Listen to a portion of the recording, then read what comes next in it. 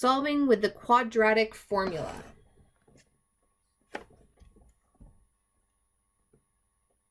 All right, so we're going to solve quadratics with the quadratic formula.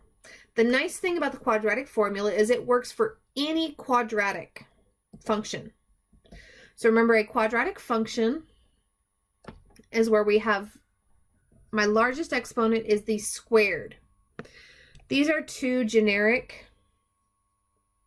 Okay, so my a goes with the x squared, my b is on the x, and my c is equal to 0. Okay, so f of x, remember, it's just telling me I have a function. So these two are saying the exact same thing.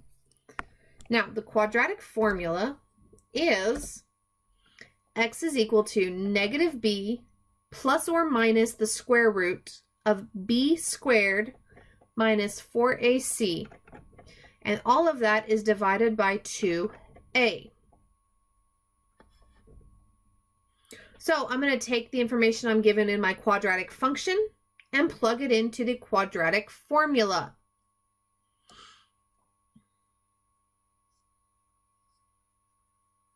Okay, I'm going to identify my a, my b, and my c, plug it in and solve. Okay, we're finding our x-intercepts. All right, so let's look at this first one here. What is my a, my b, and my c? Well, my a, there's not a number in front of the x squared, so that's 1. Okay, my b, remember that's the term on the x, is negative 5. And my c, it's the term without a variable, is 6. So we're going to plug into our quadratic formula. All right, so negative b, so my b is negative 5. Okay, so once we go under the radical, I get negative 5.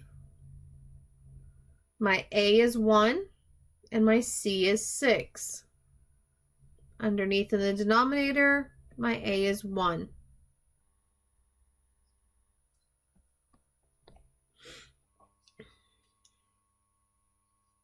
All right, so now I'm just going to simplify things. All right, well, negative 5, or negative times negative 5 gives me 5. I still have the plus or minus. I'm going to simplify under the square root. All right, negative 5 squared is 25.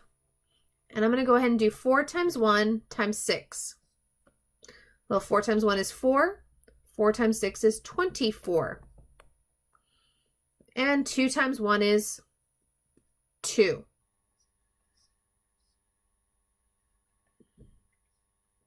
All right, so now let's talk about this plus or minus. This means I'm going to take and rewrite this twice.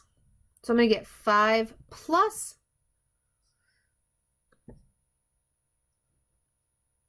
Actually, before I do that, I apologize. I forgot one step. So I'm going to simplify again under the radical. And I get 5 plus or minus the square root. Well, 25 minus 4 is 1.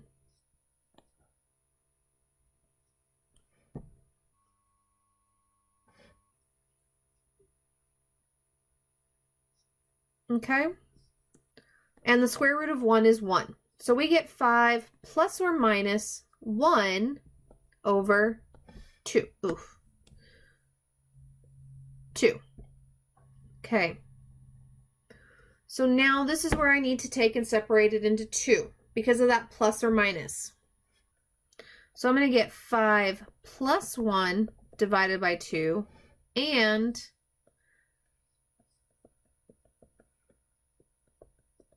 5 minus 1 divided by 2. Well, 5 plus 1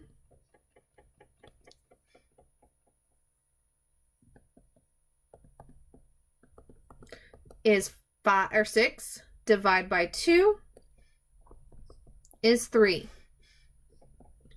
Okay, 5 minus 1 is 4 divided by 2 is 2. So x is equal to 3 and x is equal to 2. All right, so let's look at another one. Okay, so let's pick out my a, my b, and my c. So my a is -6. My b is -3. Oh, but I can't find my c. Well, here's my problem, right? I don't have it equal to 0. So how do I get that equal to 0?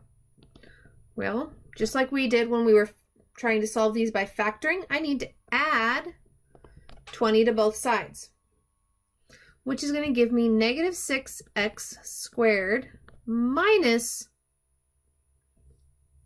3x plus 20.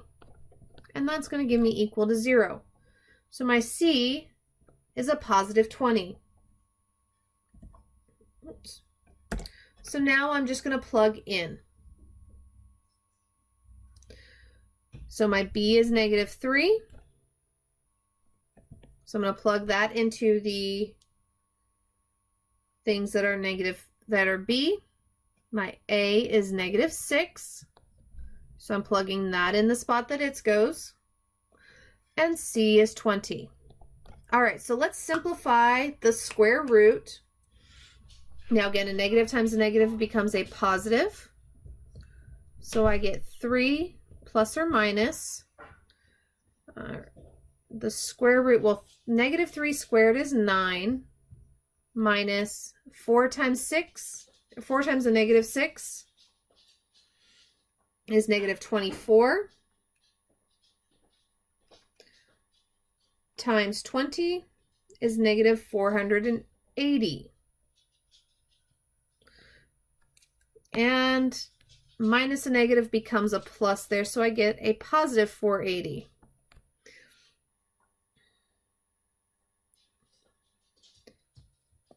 All right, 2 divided by negative, or 2 times -6 is a -12. So I get 3 plus or minus the square root of 489. And the square root of 489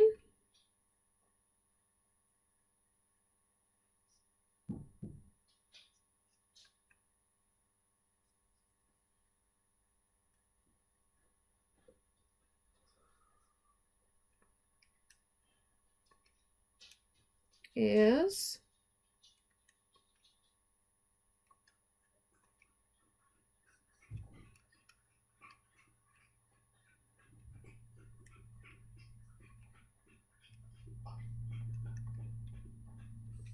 all right, so 49 does not simplify.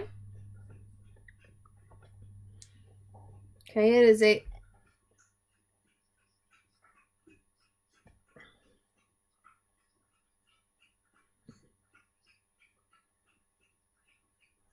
so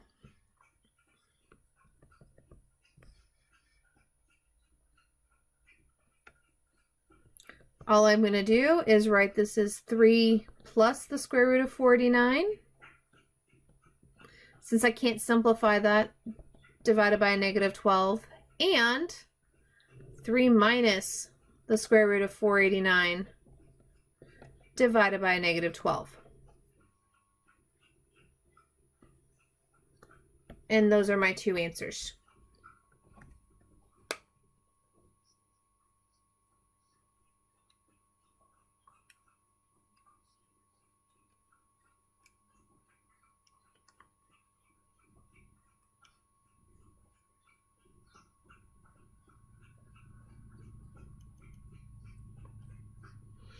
All right, so that's it.